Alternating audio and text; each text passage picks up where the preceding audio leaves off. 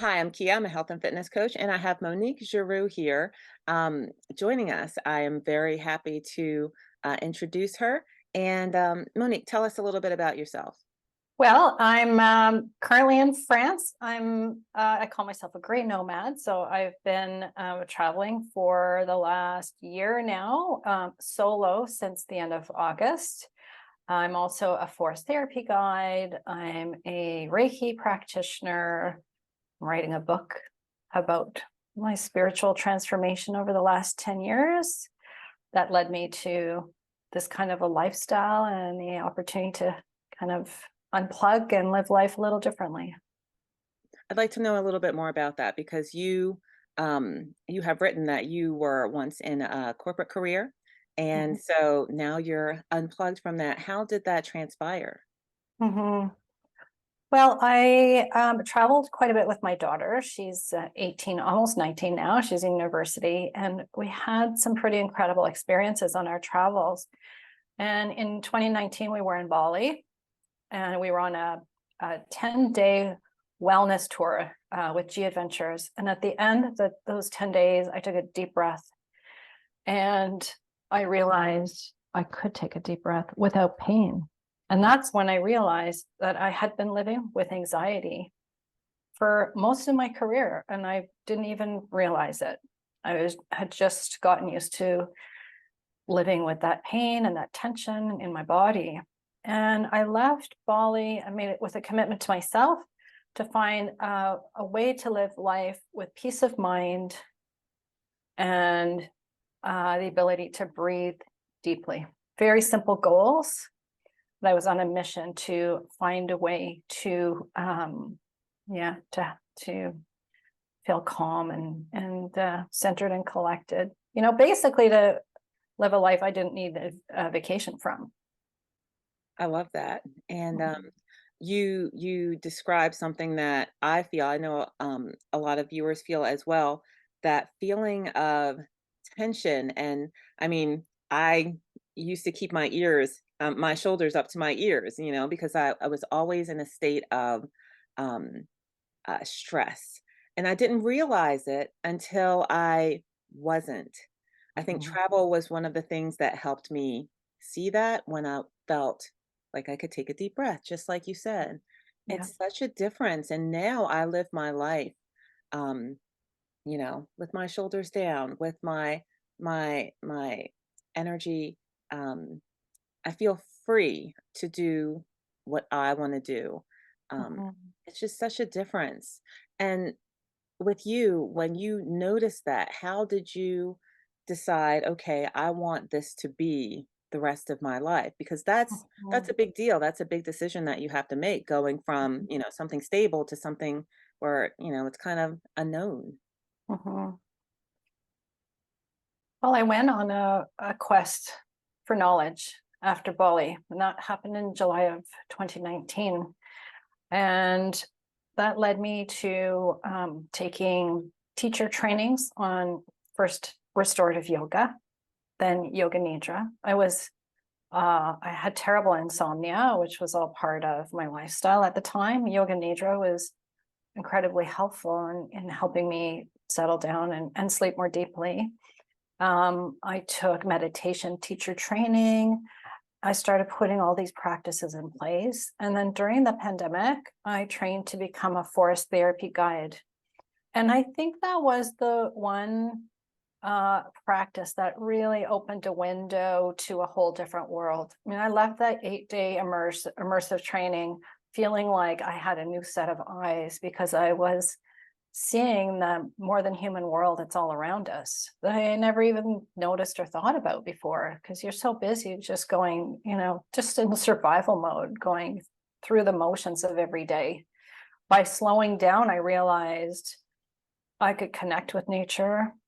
I could connect with myself. It was like a reconnection that was starting to happen, a reconnection to myself, which also then helped me reconnect with the people around me and the people in my life.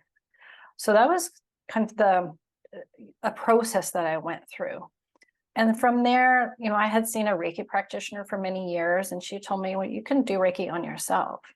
And so I wanted to learn how to do that. So then the next step was learning about Reiki, and I eventually became a Reiki master. And so really incorporating all of this energy work into my day-to-day life, I reached a point where I wanted to focus my life more on just spending more time in this space. And that really is when I decided in 2021, it's almost 2 years after this Bali experience, it was time to leave the corporate world and explore where all of this might lead me. And that's where I am now. The forest therapy is something that's new to me, but it's fascinating. And I love to hike. I love to be out in nature. Tell us more about that because I don't know that many people are aware that it's something that is available to them. Please share with Mm, us. absolutely. It is available to us, which is the amazing thing. And it's funny when you say hiking. I used to be out in the forest all the time. I used to love hiking. I did Kilimanjaro. I was out on the trails with my friends every single weekend for a whole year getting ready. And so I thought I'm out in nature. But it's a very different way of experiencing nature because you're walking very, very slowly.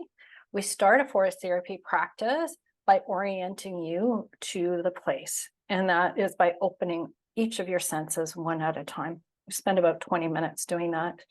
Then we spend about 20 minutes walking very, very slowly along a path or off the path, just noticing what you're noticing.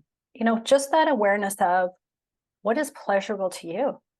Looking at a leaf and all the veins in a leaf. Like, when was the last time you actually spent time just looking at the bark of a tree or a leaf, or stopping and really absorbing the sounds of the birds singing around you, or touching the grass and noticing the drops of dew on the grass? I mean, it's just by slowing down. I think it's a practice in mindfulness. And then we have a number of invitations which help you further deepen into that connection with nature. We share our experience. It's done in silence, but then we pause and we share how we're feeling, what we're noticing, what we're aware of, what is alive, what is coming alive in us through the forest therapy experience. And then we end with a beautiful tea ceremony where we incorporate nature into our bodies. I make tea from plants that are foraged from the area where the walk happens. And we do one final sharing. And usually takes about 3 hours. And people always comment, I can't believe that was 3 hours. It felt like 20 minutes or an hour had gone by, because you're so deeply relaxed. You go into what we call liminal space. You lose all sense of place and time. You kind of go into a portal, through portal into another world. And it's very healing to slow down. There's been a lot of research on forest therapy that shows what the benefits are. Emotional and physical, helps people heal faster, boosts your immune system, helps your mental health, has also been proven to really help PTSD. And so just by being in nature, it's very healing. And I could go on and on and on just about all the reasons and all the ways, but I invite people to try it. You can look up a forest therapy guide in your area, or even just when you're out there on your own, just really stop, look, listen, feel, all those senses, and notice what you notice. Right. I mean, mindfulness is such a huge part of wellness and being well. And it's something that should be ongoing and not something that we do once and then, okay, I did that. Um, how do you suggest one incorporate that into a daily routine?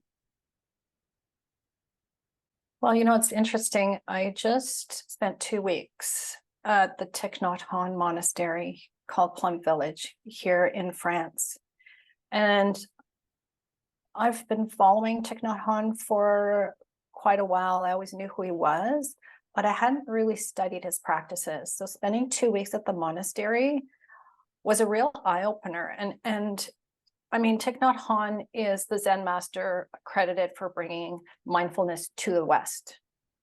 And I was really amazed at how much of what he teaches is aligned with how we lead forest therapy walks. He does something that's so beautiful called mindful walking. And the monastery, there are 3 different monasteries or hamlets. So I stayed at the lower hamlet with the sisters, and there's a absolutely stunning grove of poplar trees that we walk through. And he says, walk like your feet are kissing the earth. Mm. And I imagine like my feet had a mouth and was breathing. Like imagine this, and every time I stepped, I felt like my mouth was touching the earth and breathing with the earth. And I'd never had that experience before, but it was so familiar to me from slow walking in forest therapy. So those 2 practices went really well together. And imagine 100 people walking in silence, feeling their feet touch the ground. To me, it's described as a river when we're in a group and we're walking together, kind of meandering through the forest in silence. It's like we look like a river of water going through the forest. And I felt like I was a drop of water in that river. So we can do that anywhere, right? Mindful walking. One of the other things that the monastery does as part of that mindful walking is they take a few minutes and they just stop. Everyone stops in silence. Sometimes they'll sit down. We did one walk at the upper hamlet, which is where the monks live. And twice a week, all 3 hamlets come together. So that's 300 people walking in silence together like a river through this absolutely stunning forest. And as with that walk in particular at the upper hamlet, as we were coming out of this pine forest, we approached a beautiful open field, and there were 16 stone Buddha statues in the forest. It's called the Buddha forest. And the sisters and brothers who were at the front of the walk, one by one, they sat down by the statues. So as you were approaching these statues, you couldn't really tell who was a statue and who was a person. And one by one, everyone sat in this field next to the statues, sitting amongst the Buddhas. It was so beautiful. And again, with forest therapy, we do that. We sit, it's called a sit spot, and we just sit. And we try to, as a practice, as a forest therapy guide, we try to do this regularly and have a sit spot that we visit regularly, because then you build relationships with the ecosystem that you're in. It could even be your backyard. You don't have to go to a park, just anywhere where there's some trees, and you start to notice, oh, the same squirrels, the same birds. In Toronto, where I used to live, I've got to know the raccoons. I made friends with some of the squirrels because this is their ecosystem and you become part of it. And so sit spot is also something anyone can do anywhere, anytime. It's a beautiful practice. The other practice that I love to incorporate, because I travel so much now as a nomad, is something called gratitude altars. And you can do it on a beach, you can do it in a forest, you can do it wherever there might be some natural materials around you. And you collect items that I always say I co-create this with Mother Earth. I co-create these gratitude altars with Mother Earth, because she presents the materials that are available to me that day. You know, one day I was in Costa Rica and I went to the beach, and I had seen these beautiful pink shells, and I thought, oh, I'm going to make a mandala on the beach with these pink shells. Well, that day I couldn't find any pink shells, but I saw these beautiful frangipani flowers had fallen from a tree. And so I made a circle with the flowers, and I orient these mandalas to north, south, east, west. And I do a gratitude to each of the 4 directions. And north is earth, and east is air, south is fire, and west is water. And so I honor the elements and the four directions. And it always helps me feel oriented to whatever place I'm in, but also it's a gratitude to what is around me and the place that I'm in. Right. Mhm. Now, as a certified forest therapy guide and Reiki master, the people that you work with, how long does it usually take them to experience that calm, that relief? Mhm. Well, forest therapy session is typically that first session, you start to feel it, within the first half an hour. Start to breathe. You start, I often get comments like, I didn't hear those birds before, but now I can hear them. Or everything looks greener. So your senses start to open up right away. So what you can get there even with one forest therapy walk. And with Reiki, Reiki is about energy, and I do it virtually. So I have clients that live all over the world, and they generally feel very relaxed after a session. A session is an hour, normally 45 minutes to an hour. And depending on the client and their situation, they're coming for different reasons. Sometimes they feel like they're carrying some negative energy that just doesn't feel right to them. I'm able to clear that. Sometimes their chakras are out of alignment. I'm able to align that for them. But most of the time, by the end of it, they just feel very, very calm and very relaxed.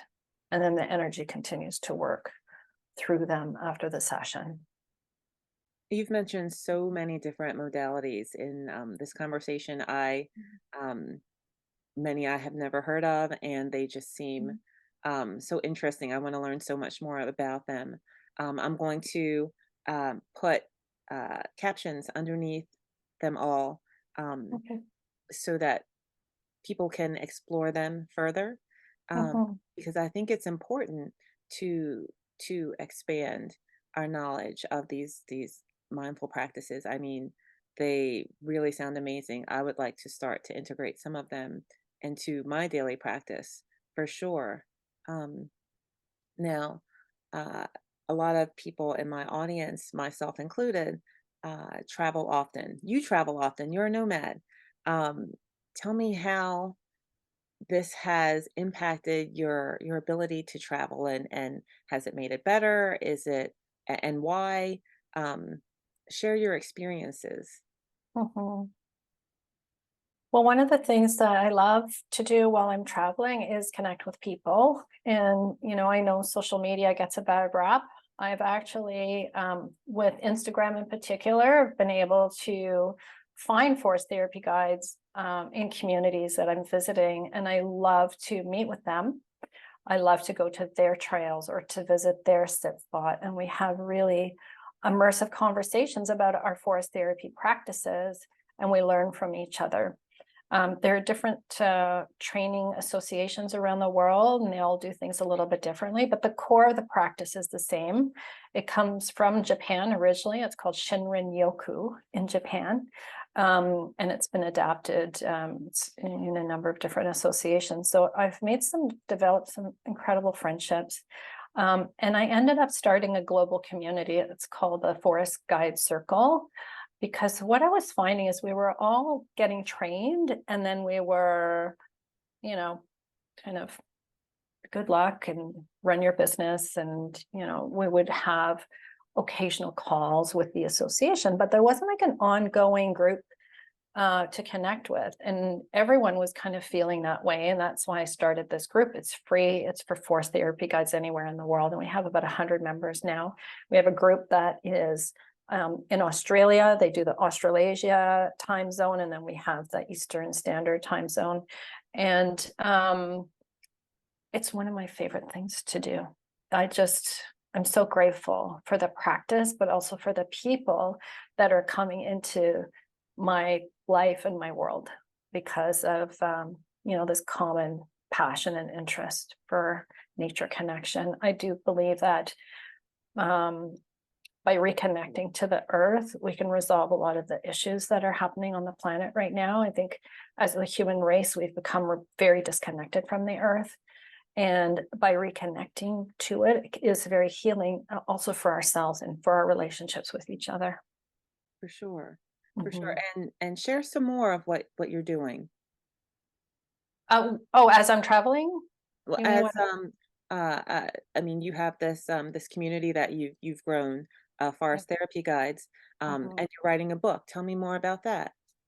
I'm writing a book. I did a Vipassana, which is a silent meditation retreat, almost 2 years ago. And during that Vipassana on day 5, I was in about 2 hours in a seated meditation, and this book was essentially downloaded into my mind. I can't even explain how it happened, but it was 12 chapters and what the book was about. And so I've been plugging away at that book um, for a year and a half now, and it's will be published on June 11th. So I'm working with the publisher now, and we're in the just early stages of editing the book. It is about my spiritual journey, and it starts with before Bali. Actually, it starts with um, the Kilimanjaro climb and my meeting with the Maasai people and how that really shifted my perspective of the world and the values that we have. That we have a lot of things wrong. And from there, I made a commitment to travel with my daughter. I wanted her to see how the majority of the world actually lives. We're in a bubble in North America, and so through the experiences I've had with her, it's been very transformative. And so that's really what the book is about. And it takes us to the present day. And so that's underway. I also have a blog where I share both my spiritual experiences as well as my digital nomad experiences. It's flourishment.global is the website where the blog is. I'm pretty active on Instagram as well. I like to share what's happening in life, and in the hopes that it'll help other people or maybe spark some ideas around how to live life in a different way. And I'm involved with a lot of retreats, especially in the summer. So in the summer, I like to go back to Canada. My network is there. Forest therapy is generally spring, summer, fall type work. And a lot of forest therapy, you know, you want to do it in person in the forest as opposed to virtually. So I do some while I'm traveling. I did do a forest therapy session in Lisbon with the Digital Nomad Beyond 50 group that were there for the co-live experience. And that was a beautiful experience. But yeah, retreats are coming up next year. I'm in the planning phase for that right now.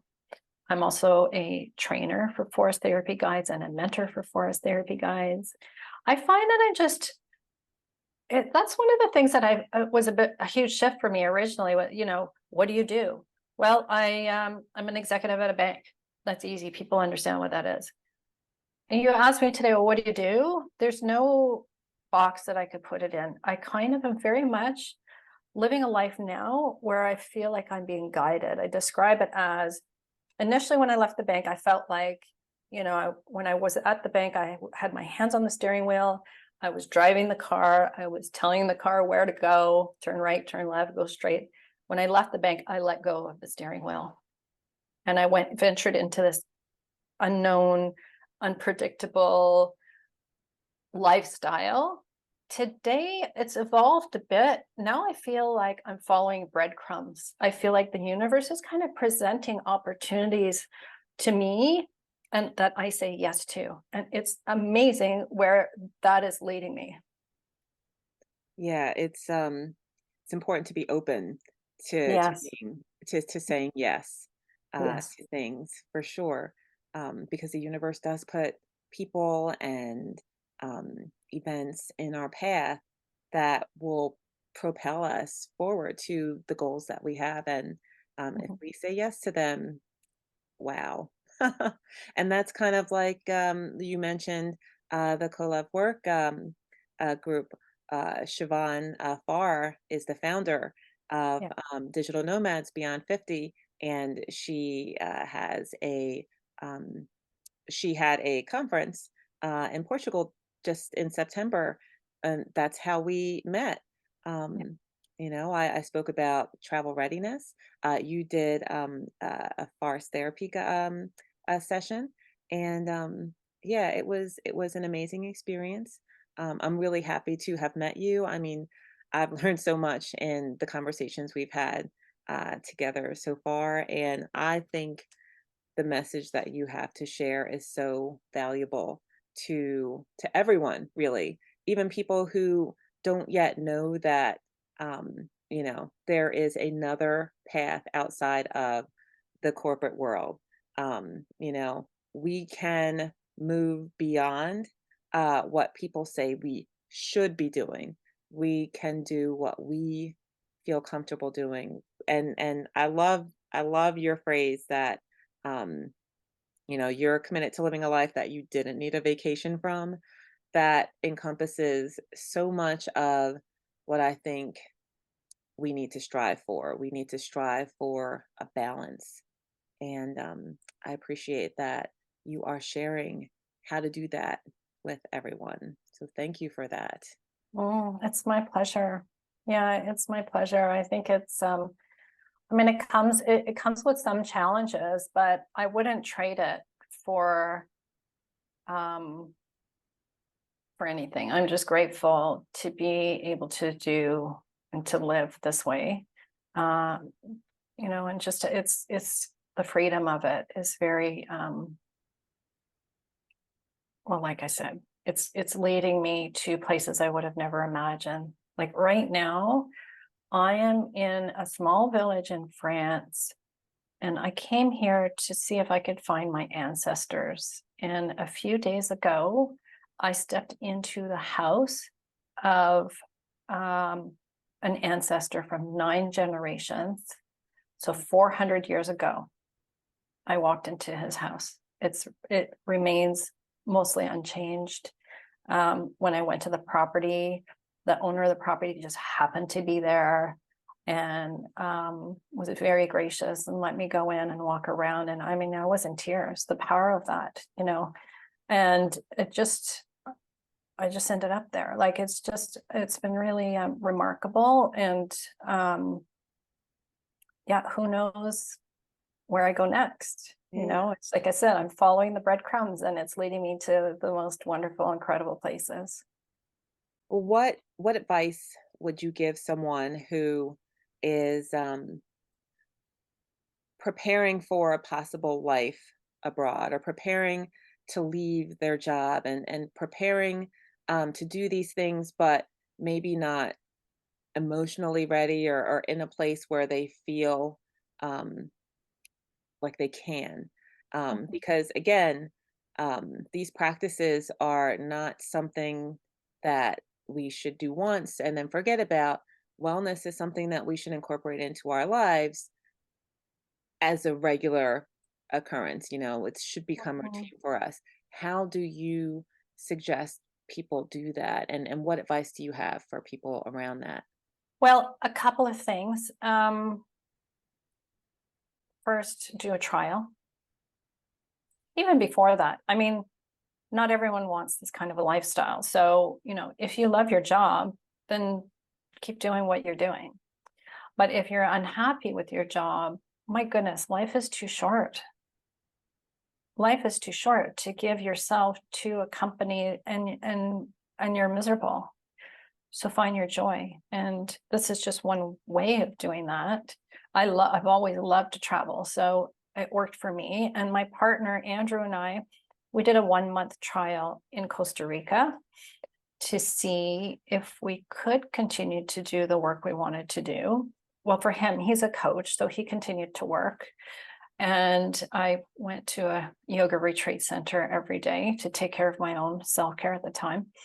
And we loved it. And so we decided that it was we wanted to do this more full time. And we actually decided to sell our house and to sell everything we own. We didn't want to have, I mean, we could have Airbnb'd it, and a lot of people do that. They choose to rent and hang on to a home base. And there are lots of benefits to doing that.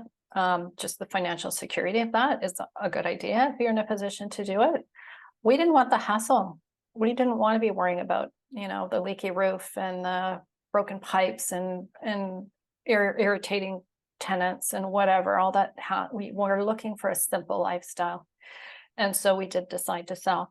But before we did that, we talked to a financial advisor and we did a retirement plan. And so I always recommend that you really don't go in blindly, go in with all the information so you know how much income you have and what your run rate is every month and what your budget is and what you need to stay within. And if you want to go over, then you need to continue working in some capacity to make a little bit of extra money.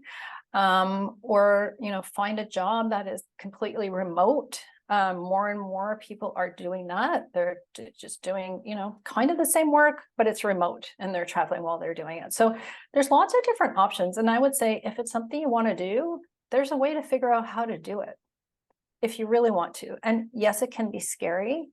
I'm traveling solo right now because my partner is sailing around the world. He's in a race and he's gone for 11 months. And I'll tell you, this past summer, I was nervous about traveling on my own.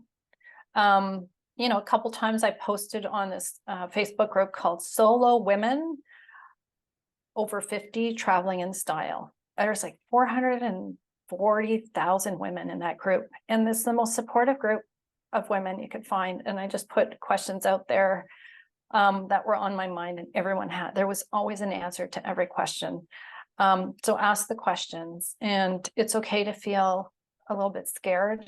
That saying, like, feel the fear and do it anyway. Mm-hmm. Now that I've been on my own traveling for 6 weeks, the things that worried me don't worry me anymore, because I'm seeing even when things go wrong, they work out. Like, it all works out. So my anxiety, although I dealt with my anxiety with all of these practices, I still can feel it bubbling up, and I'm able to deal with it now. And as these issues come up, I just have a different perspective about them. Travel days, like the transition days from one place to another, I still find that a little bit hard, but because I know that's hard, I plan my time carefully. So I'll give you an example. I'm going to be going from here in France to meet a friend in Amsterdam in a few weeks. Mm-hmm. And so I could drive my car to the car rental, take a train to Paris, and then take another train to Amsterdam and try to do it all in one day. But what I decided to do is I'm going to break it up. I'm spending one night at a hotel in Paris near the train station, and then the next morning I'm going to take a train to Amsterdam. And it just kind of, I know enough about myself and the pace that I'm comfortable with to try to not cram too much stuff in. And I plan my schedule and my meetings around that. So I'm just not trying to put a lot of pressure on myself. So yeah, there are, I had some fears going into this solo travel. I'm learning a lot about myself, but I'm mostly having the time of my life. My mind is completely blown by the people I'm meeting along the way, the beautiful friendships I've already made. I can't believe it's only been 6 weeks. I feel like I've lived a year in these last 6 weeks, and the experiences have been so incredibly rich. Do you find that the mindfulness helps you to get over some of that fear that you have? Mm-hmm. Mm-hmm. Yeah, I was telling you that the first week at Plum Village, I tested positive for COVID for the first time. I thought I had COVID before, but it was the first time I tested positive, and I was quite sick. And while I was in my room, mindfulness is what got me through. And really, because I tend to be a worrier, that is in my nature. So mindfulness has helped me just focus on now and not worry about the future, because the future isn't real. The past isn't real. The only thing that's real is this moment. And so I've been able to really, the 5 days in isolation, that's all I did. And it got me through it. And what about, running around and you're preparing to see your friend? The age, I mean, we're not in our 20s like, we used to be, so, um, we have that to contend with. Do you find that that is a hurdle for you, or have you overcome that? What have you done to prepare yourself physically, because we are older, to travel the way you do? It is a great point, and you helped me a lot, Kia, when you did your presentation at the co-live session we had in Lisbon, because I have a bad back, and I know if I don't take care of my core, my back will go out and I won't be able to lug my suitcase around. So being mindful of how much you're dragging around with you is important. You have to be able to carry your own luggage. When I checked in at Plum Village, I had to drag my suitcase down a gravel road, across the street, up a gravel pathway. Like, I'm dragging my suitcase around, and I've tried to travel with as light as possible. I was hoping to do carry-on only, or a backpack only, but I wasn't able to get it down because I'm on the road for 9 months, so I'm not able to get it all into a carry-on. So I have a backpack and a carry-on, and just like the weight of it is something you have to be really conscious of. And you really helped me with the advice of trying Pilates to keep my strength, because when you're moving around a lot, you're not going to have a home gym to go to. You don't have that regular routine. You might not have a trainer if you normally see a trainer. So, find some good videos and make sure that you're taking care of your strength, especially, with menopause and weight bearing exercise and all that's so important. I walk all the time. In this last 6 weeks, I think I've walked more than I have in my whole life, and that's been really great. I think I've lost weight since I left because I'm walking a lot more. And as far as the age thing, it's interesting because the Lisbon experience was all women over 50, which was lovely. Then from there, I spent a few days in Porto with some new friends I made in Lisbon. And then when they went their own way, I just randomly found this co-live house in Galicia. It's in a place called Lache, off the coast of Spain. And that was mostly digital nomads, and they were 20s and 30s. And I didn't feel like the old lady in the house. I really did feel very comfortable with everyone there. So the age thing is not bothering me at all, which is good because I wasn't sure. And I just booked a place in Bali. It's an artist in residence, and this is where I'm hoping to finish my book. And I'm sure that's going to be mostly young people also, but it is a beautiful creative space. And I'm really loving these co-live opportunities. When I started traveling, again, I didn't know what I would be doing, where I would be living. I used to really like being in a hotel and, having the safety of that. And now when I do stay, I spend a night in a hotel once in a while. I don't like it. I don't like being in my room by myself. I like the energy of being around people, which surprises me. I was quite happy during COVID in my little cocoon in my house with my family. And I thought that was like, oh, maybe I'm more introverted than I thought.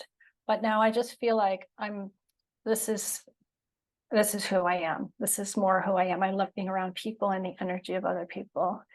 So, yeah, age is not a factor, but you do need to keep your strength up and do those exercises and make sure you can carry what you bring, because you will be carrying it yourself.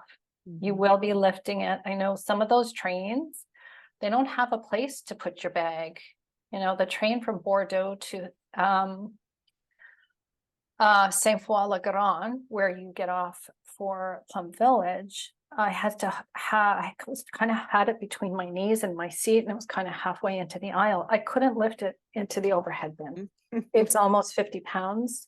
And I was worried. I could have tried, but I was worried I'd pull my back out. So yeah, so you have to be thinking about these things. It's important, and it will make a difference in the quality of your experience. Absolutely. Wow, Monique, it has been fantastic speaking with you. Um, do you have any final words to share?